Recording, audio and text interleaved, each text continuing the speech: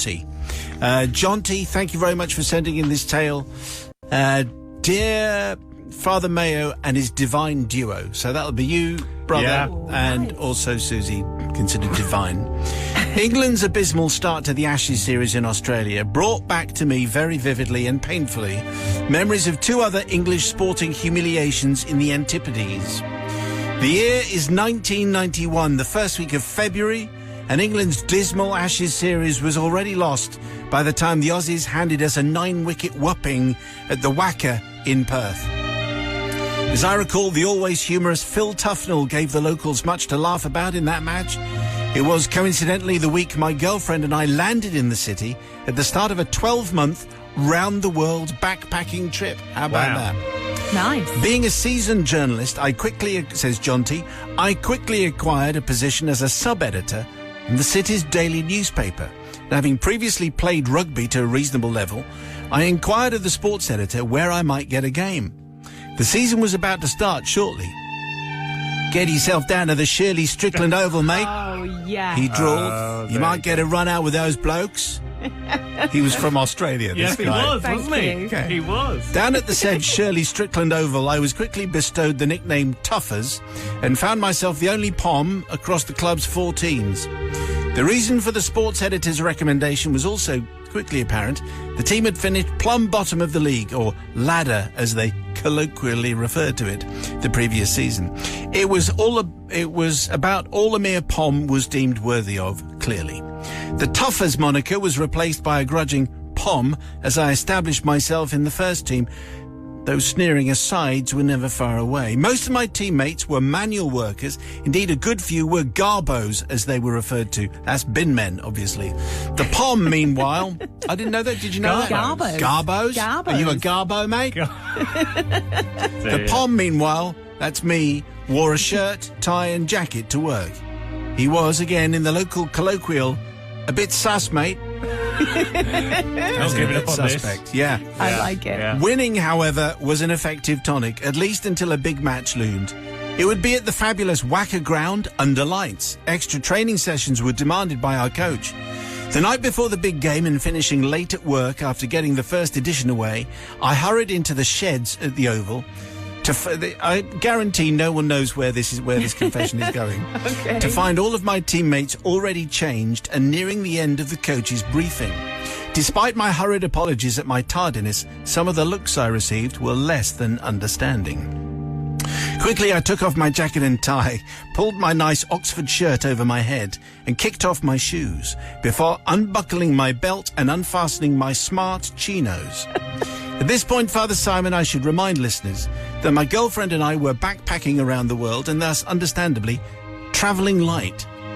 Only a perfunctory wardrobe had been packed, and that morning, running late for work and finding that my scant supply of underwear was in the laundry basket, I had hastily pulled on a pair of my travelling companions' briefs. What? I only realised this as I lowered my trousers to my knees.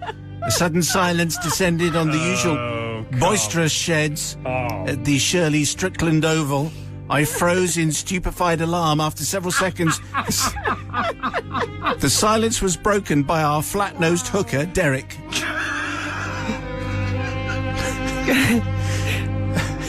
Go on. Geez, boys, he said. The expletive deleted POM.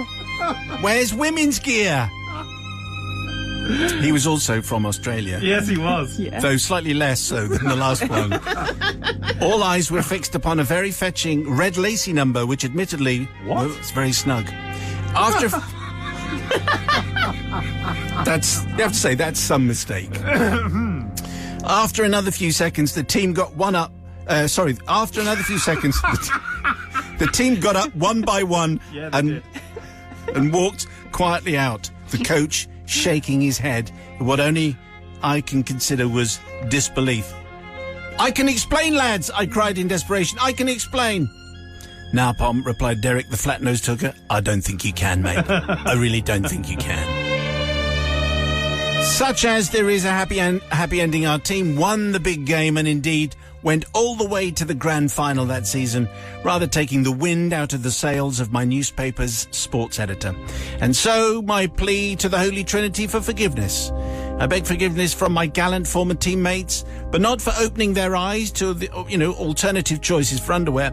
Because our visas were about to expire, my girlfriend and I had to leave West Australia, and I missed the grand final, which my pals narrowly lost, having to rely on the backup goal kicker even. Easy for me to say. Who'd have thought Oz is missing a pom? Sorry, chaps, but tally-ho and all that, says Jonty.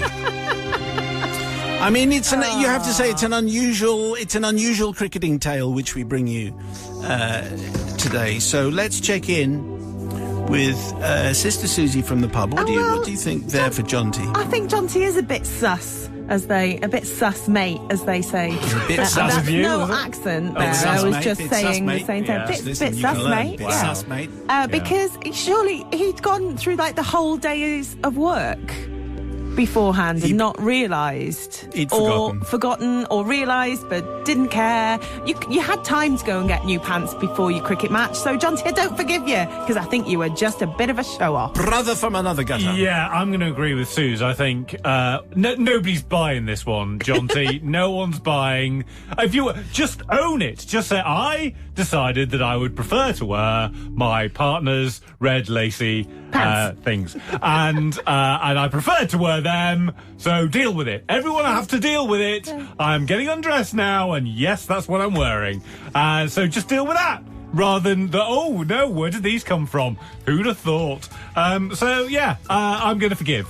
Because I always do. No, you were going to agree with... I'm agreeing with Suze. Susie is not forgiven. And for that reason, I choose just this time to forgive, even though... But anyway, consistency, that's what counts. Okay.